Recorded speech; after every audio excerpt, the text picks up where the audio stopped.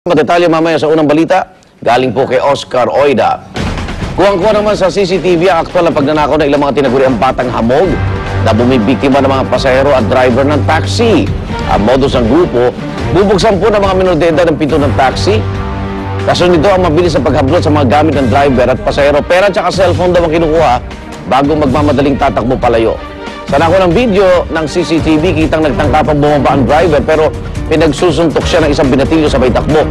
At ang umasang driver na habol ng suspect, pinagbabato naman siya ng isang grupo ng kabataan. So, organisado sila.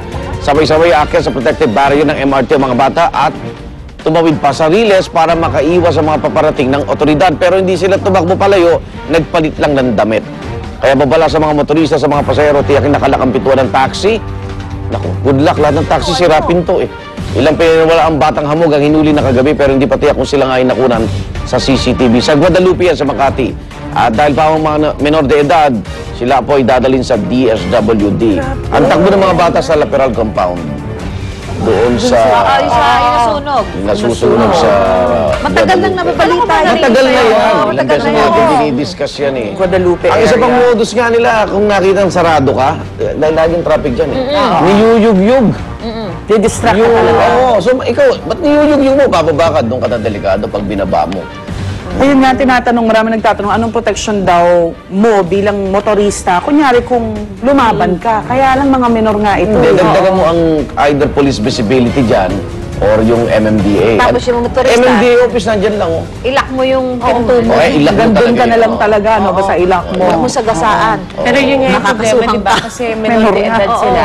Hanggang turnover sa DSWD. Ayun naman talaga ginagawa ng mga sindikato, minor de Kumukuha edad. talaga ng bata. Kasi wala Pero silang... kung mga kumilos, Pero hindi, sanay na eh, may mga muscle na nga. Saka mga naka-solvent yan. Mga 8 years old pa lang pinagpupush up na yan. Kayo Kayo maging isang, ang profession nyo maging isang hold up, pero snatcher. Sige, exercise! Ang tutulin eh. Eh, dapat nga sa ASEAN Games, kunin nyo sa marathon eh. Di mo yung mga ano, natatawid nila yung pinag-press, parang mga Spider-Man.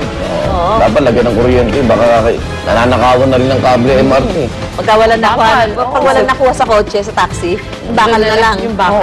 Kaya na yan. Bungi-bungi na nga. Walang bakal, ah? Oo. Samantala, ngayong araw gagawin ng turnover ceremonies at retirement honor para kay outgoing PNP Chief Raul Bacalso. Samantalang hihirangin naman ang bagong hepe, si Deputy Director Nicanor Bartolome. Pangako ni Bartolome, pagpapatuloy raw niya ang mga reformang nasimulan ni Bacalso. Pagtutuunan daw ni Bartolome ang pagpapababa ng kriminalidad at pagpapabuti ng imahe ng pulisya. Nabibilang sa Philippine Military Academy Class of 1980 si Bartolome at naging spokesman na ng 5 PNP Chief at Director ng NCRPO.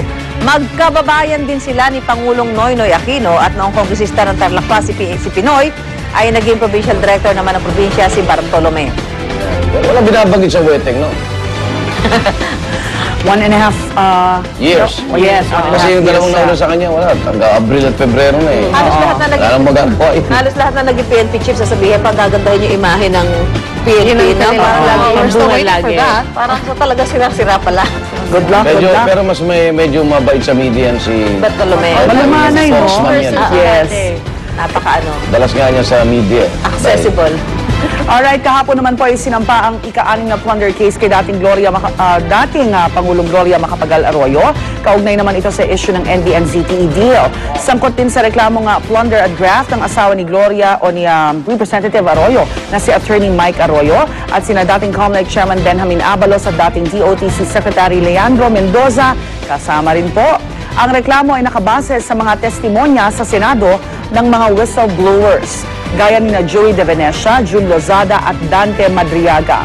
Ayon dito, nagkunsyabahan at ibinulsa raw nila ang 1.5 billion pesos na kickback umano sa multi-million-dollar NBN-ZTE contract. Pero sa statement ng dating First Gentleman, iginiit niyang inabsuelto siya at ang dating Pangulo.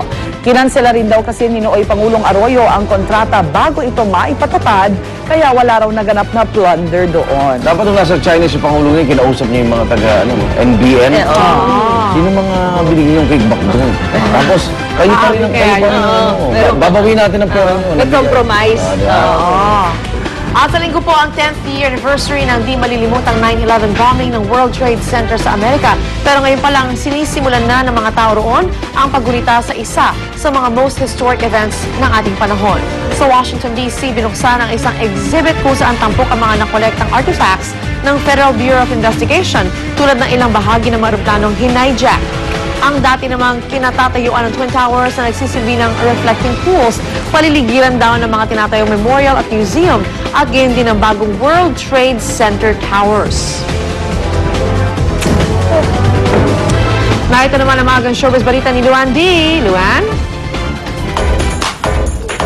Good morning po mga kapuso. Ito na po maaga kong chismis para sa inyo. Fresh from Hollywood ang early chika ko dahil sa gaganaping National Football League match sa September 11 bilang pag-commemorate sa naganap na Twin Tower bombing, espesyal ang song number ng Pinay International singing sensation na si Charisse. Siya lang naman kasi ang napiling umawit ng God Bless America at ang national anthem na Star Spangled Banner. Go Charisse!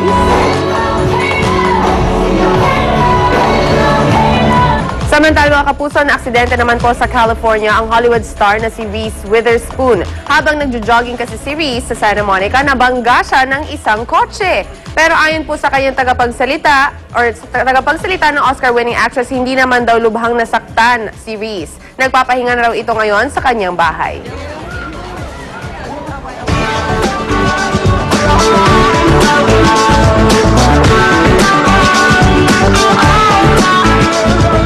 Hi! Good morning mga kapuso! Eto na po, huwag na kayong mag-alala dahil ayon sa Pag-asa, nakalabas na po sa Philippine Area of Responsibility ang bagyo. Ayan, so wala tayong bagyo ngayon. Ang meron lang po tayo ay Intertropical Convergence Zone. Yan po ay hangin mula sa northern at southern hemisphere na nagsasalubong po sa equator. Nagdudulot po yan ng ulap at ulan. Kaya naman po ang southern Luzon, Visayas at Mindanao makakaranas po ng maulap na kalangitan na may mga kalat-kalat na pag-ulan.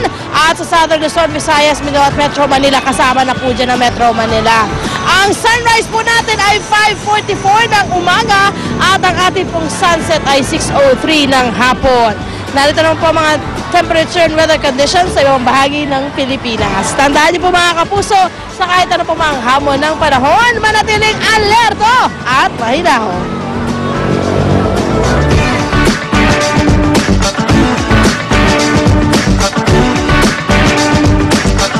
Kaya tambay lang sa masarap na kasama tuwing umaga. Kami yun. Dito sa Unang Hit!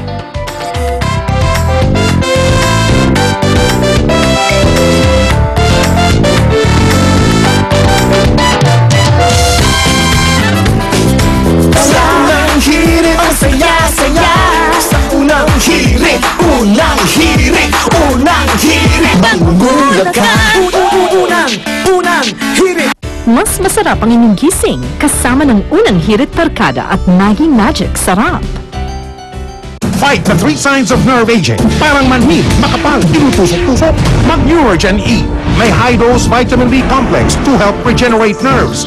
And vitamin E to protect it from more damage. Fight nerve aging with Neurgen E.